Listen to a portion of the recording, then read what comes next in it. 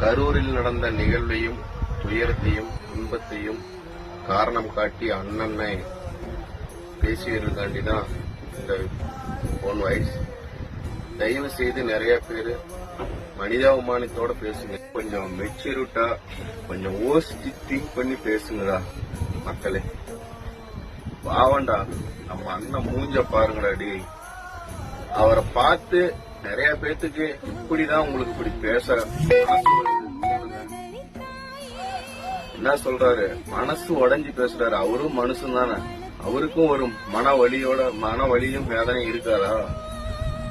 நிறைய பேத்துக்கிட்ட இல்லாத ஒரு மனிதாபிமானம் நம்ம அண்ணன் விஜய் கிட்ட இருக்கு.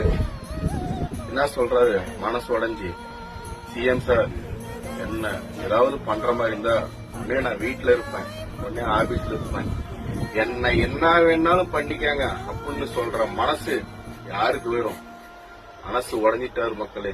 இப்படிலாம் யாரும் அண்ணனை துன்பப்படுற மாதிரி பேசாதீங்க.